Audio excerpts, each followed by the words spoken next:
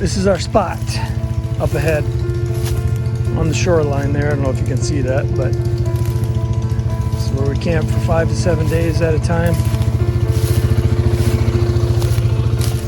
A lot of work getting in here, getting stuff prepped, clearing the trail, but that's what you get for all your work. Look at that. Our own little hidden oasis. This is where we park the wheelers. This is usually right where we set up the tent. Got a lot of site work to do. We usually pull all these suckers out of here, try to dig out as many logs as we can, but this is our view.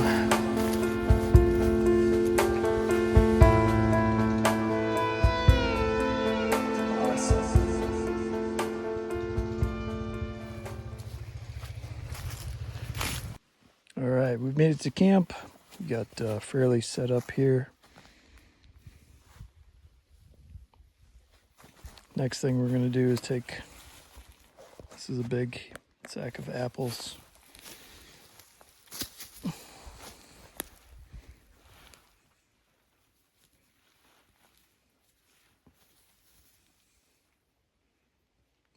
Pretty big. Go hang that up in the woods. Up there. Try to get it about 8 feet off the ground, 6 feet or so. Leave a few apples down below it. See if something takes it.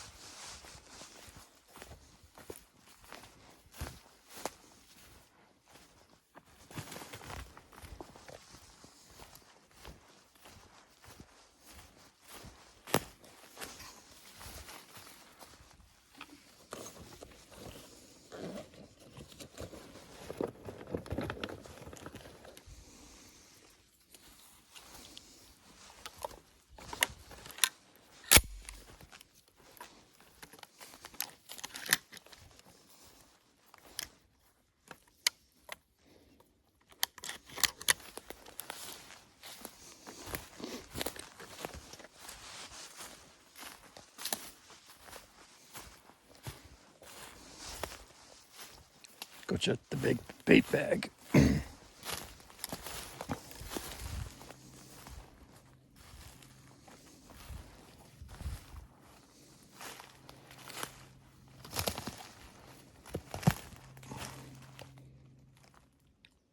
Looks like it's just natural deadfall right there. Always on the look for teepees. Can't say I've ever found a proper made teepee. Though I was thinking of making my own right here as like a marker. Maybe I should do that right now.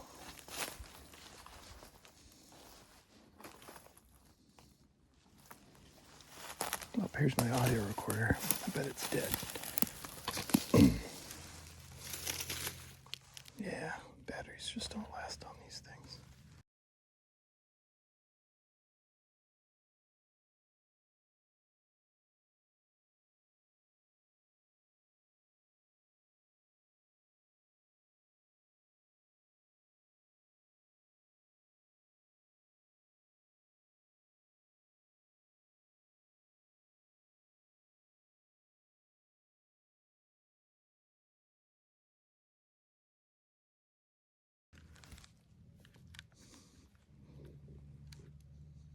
Yeah, she's dead.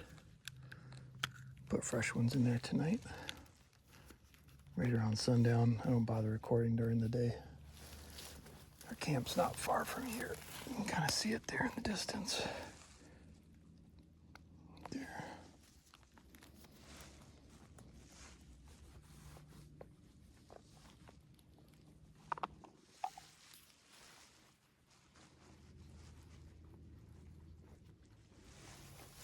But maybe I should make that teepee.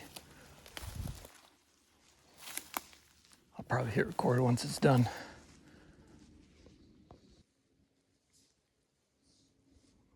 There's my teepee. Pretty crude, but something. Got 1, 2, 3, 4, 5, 6, 7 sticks. Here's the bag. There are the apples.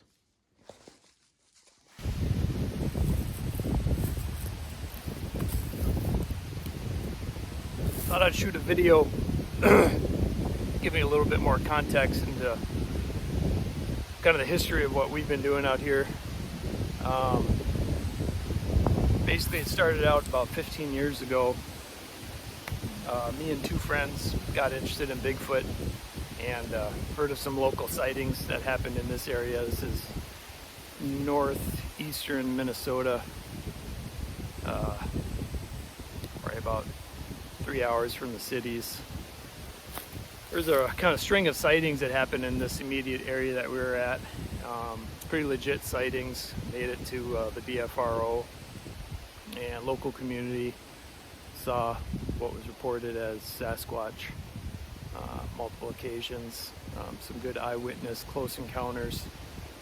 Piqued our interest, and we started coming out here shortly after, and we're basically trying to figure out if we could have an experience or see if what was being told was legit. And we started a YouTube channel that was called Sasquatch Inc. And I think some videos of that are still up, but we haven't really maintained creating content and video, just basically because nothing really ever happened to us. To be completely honest, we're kind of honest about our findings, and we've had a lot of strange things happen out here, which I'll explain. But today, fast forward to today, and we're still coming out. We do come out yearly. Basically, Toby and I come out yearly, and we've come out to the same spot, which is a area where nobody goes. I would say it's about a 10 by 10 mile area that's kind of landlocked by swamp, private owners, and we happen to have a family friend who has land that borders this area, and in fact knows the people who had the close encounter sightings. So we feel like the whole thing was quite legit, and we've been coming out here and camping for about 5-6 days at a time. And in the beginning we were setting up camera traps and looking for sign, and it's a really vast area that's all swampland that's got islands like this of basically hardwoods, and we have to come in by ATVs, and we travel in about 3 miles to get to this particular spot. And we've camped all around here, but we found that this is kind of the best spot for us to do long-term expeditions. And our campsite's kind of right on a big slough, which is nice and comfortable for us, and we set up a long-term expedition tent and bring a lot of equipment to stay out here and to enjoy ourselves. But kind of getting back into the history, our first time out, our very first time out, when Brian and I came in with just a 2-nighter with the tent, that night I was asleep, but Brian thought he heard something walking around the tent, and the audio recorder that we had out did capture some noise. It sounded like something was messing around with some of our cookware on a table not far from the tent, and heard some footsteps, some movement around the tent. And that night Brian and I were going out and doing wood knocks on a telephone pole that was really super loud, and we did scare something in the brush that ran away from us, that we didn't see what it was, but it really ripped through the woods quite fast, and it was close up to us. And since we've been out here, we've never had something like that happen, so we weren't, that possibly could have been something. And then, fast forward years later, doing this trip yearly, I think this is maybe our 16th year doing this. The second event that happened was Toby and I decided to come in with just backpacks. We didn't bring the four-wheeler. So as we were walking down the trail trying to get to our campsite, we started hearing distant wood knocks ahead of us, probably about 300-400 yards. And it sounded like two things were wood knocking to one another, kind of replying to each other's wood knocks. So we stopped and listened, and as I was trying to get the audio recorder out of my backpack, something ahead on the trail did a single wood knock on the tree in front of us. It could have only been 20 yards. There was a bend in the trail there, and it was August, so it was really thick, and did a single wood knock. Sounded like a baseball bat to a tree. It was extremely loud, very evident, and then you could hear the subject walking through the woods. You could hear the brush slapping up against it, and it sounded like it made its way to the edge of that wooded island and then proceeded into the swamp. So we walked ahead and looked for tracks on the trail we were on and didn't find any, and then walked the path that we thought it used to exit the woods to the swamp, and didn't find any tracks or anything, but whatever it was left the area. We camped in that spot that night, and that night on the audio recorder something did come into camp, and heard a lot of footfalls, and that was really interesting. Didn't see anything, nothing else happened. It was a pretty grueling trip in August. We thought there was going to be freshwater supplies, and there weren't, and we ended up needing to filter water out of standing water on the trail, which was the best we could do. It was pretty rough. It was August, it was hot, the bugs were bad, and we just had backpacking equipment and gear. So fast forward to future trips, a lot of trips where nothing ever happens. I think we came back the following year after that wood knocking event, and what we wanted to do was have someone go ahead on the trail to try to figure out how far away those distant knocks really were that we heard initially.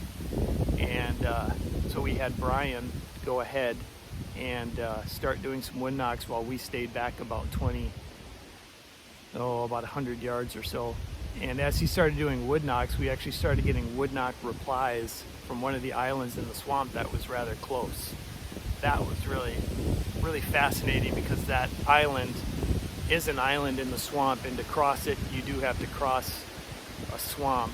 And I would say Argo would be the only machine that you could use. ATVs would probably get bogged down in that.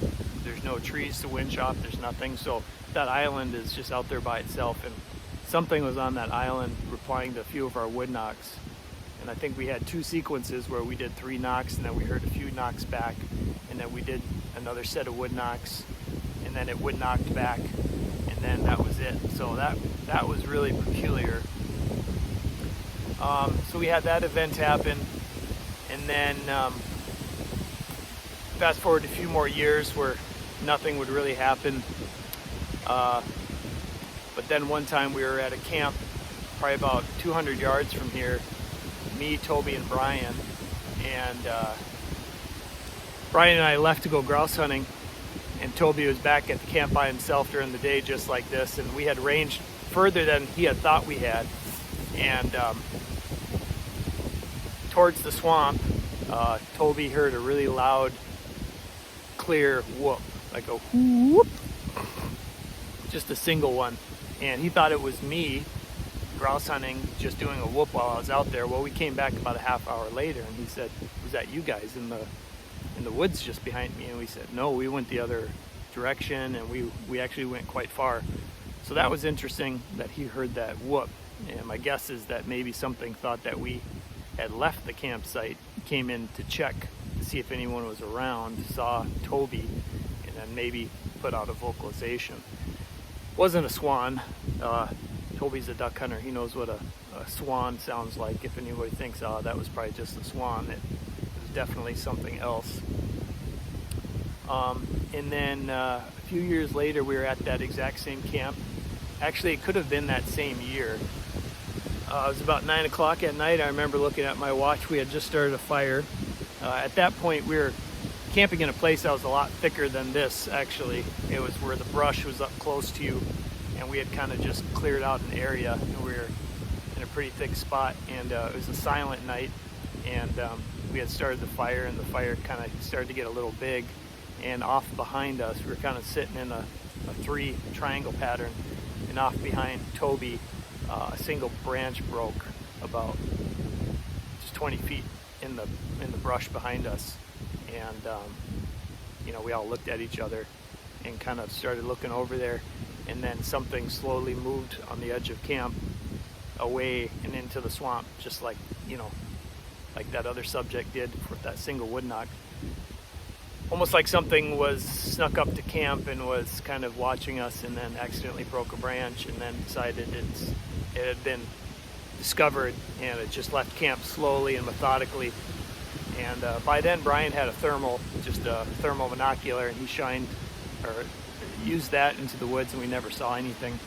And nothing ever happened after that. Since then, it's been rather quiet. We haven't really had any other events happen. We kind of come out here and we do a few wood knocks, and this year I decided to put up the bait station just to try. We've never had any luck with things taking the food. I know that's a hard thing to do when you don't maybe have a habituation situation going already, but like, you know, I've shown in the videos I've shot this weekend, is that, you know, there's probably about 100 apples in there. That's a good cache of food, and there's still 4 days left in our trip yet, so we'll see what happens with that. But you know, we kind of started this thing thinking that we'd find something, and the truth is that most of the times you don't, and it just doesn't make for a really great YouTube video when you don't find anything. All you're doing is really filming yourself going about your camp chores and going in with ATVs and walking out and doing wood knocks and not getting replies and, you know, stuff like that. So we've actually just turned it more into a camping trip for fun, which is more about just getting out and spending 5 days with your friends and enjoying yourself and bringing out lots of equipment so you can really stay out as long as you can and have fun. So that's what it's turned into.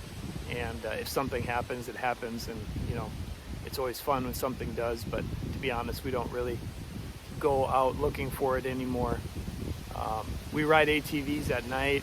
We we stay up late at night, and honestly, we've seen more weird things in the sky than we have heard any reported Bigfoot type activity. So that's been kind of fun. The spot where we have now, we have a clear view of the sky and see the Milky Way every night. And last night we saw a pulsing star. That was really cool. See weird flashing in the sky. And last time we were out here, we saw a huge military drone fly by at the same time every night. That was really interesting, flying low, one of those big Grumman military drones. But yeah, just I don't know, we're not trying really. I mean, basically I'm running this channel now to just for fun, really. It's just something to do while we're out here. I'm not trying to get a bunch of subscribers or get a bunch of views. It's just something fun to do. And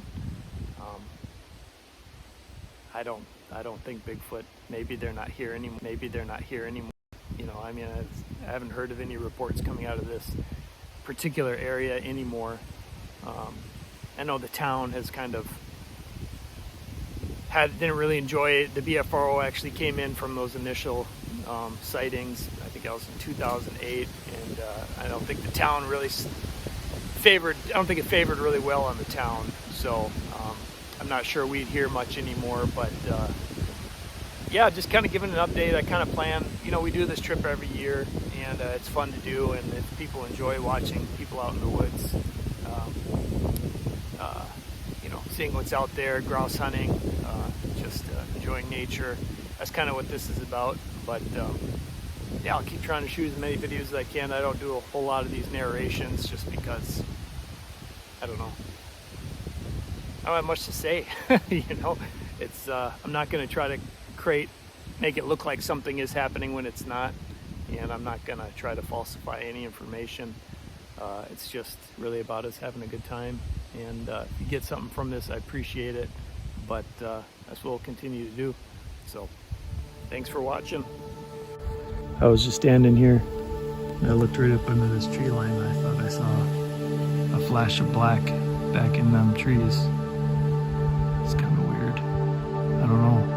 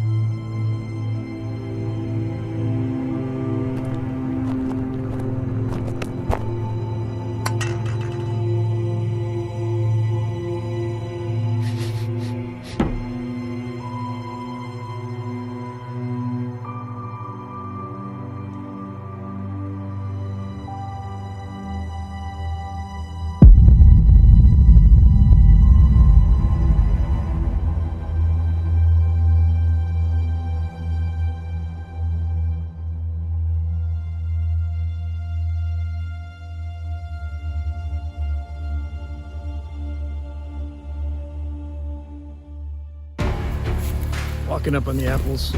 I imagine they're down on the ground.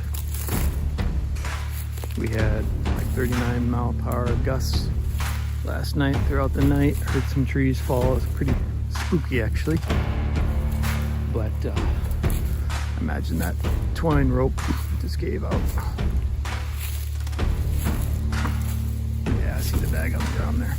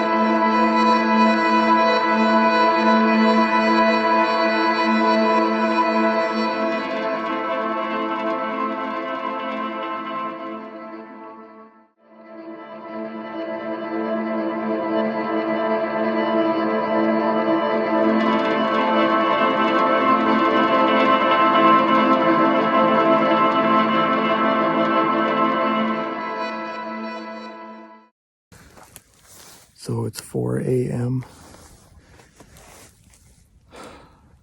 Basically, we've been hearing wood knocks around us for quite some time. Believe it or not.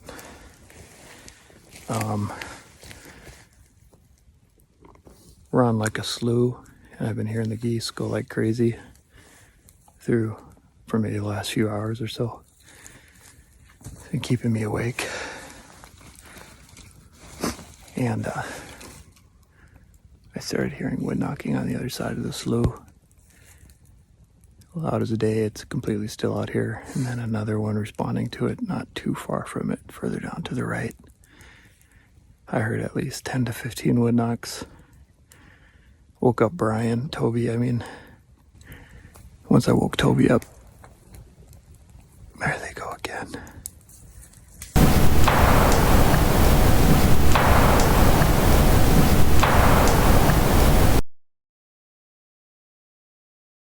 They're still happening.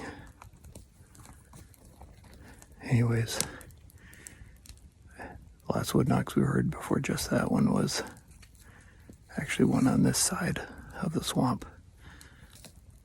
On our neck of the woods, I think. 200 yards away, maybe 300. So they're out there. Really can't believe this is happening. I was just telling Toby before going to bed that I'm just done with the Bigfoot thing and just don't really want anything to do with it. And sure enough, this is happening, which is never happened on this level out here. So we are lighting the fire, got the guns loaded, and we're just gonna hang out around the fire, see what happens.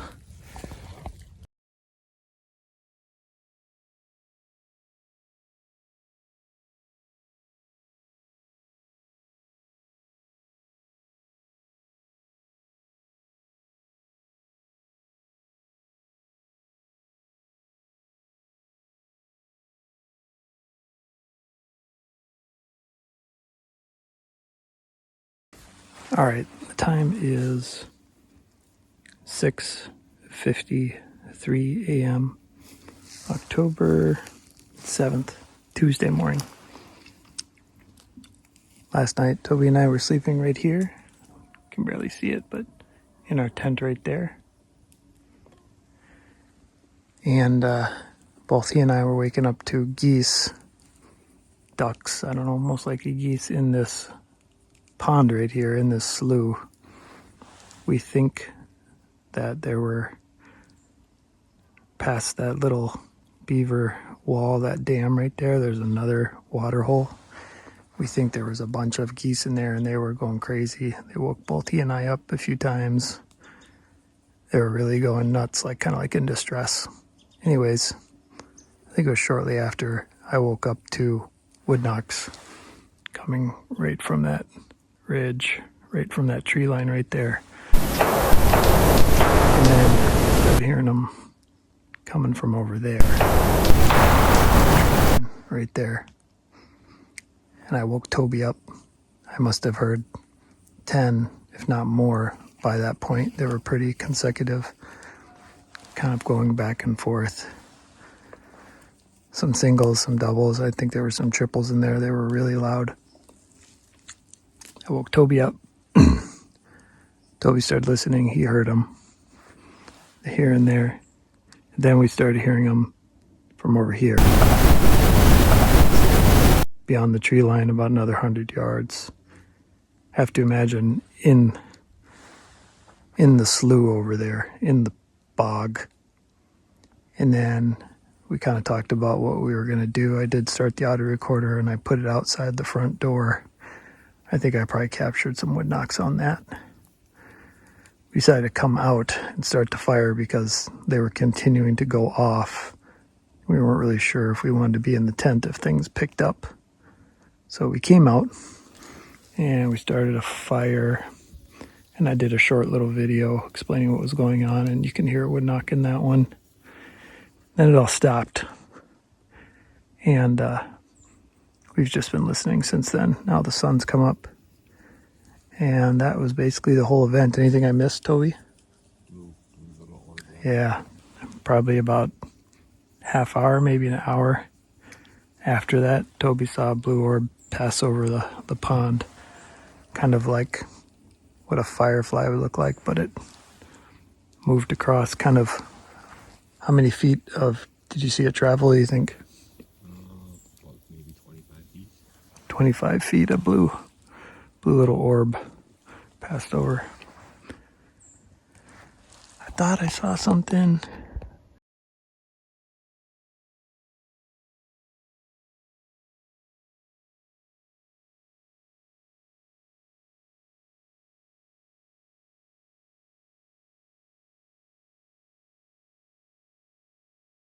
Just now, down in here, I got a little bit of black, but it could just be the light coming to and stuff. But anyways, 2 days prior, I thought I saw, when the light was daytime, I thought I saw a flash of black actually in that tamarack tree line over there, but not for certain.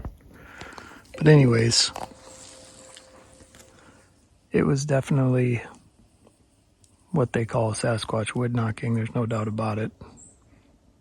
You can hear a logging operation back there. It started up at 5. The wood knock started at about 3. So,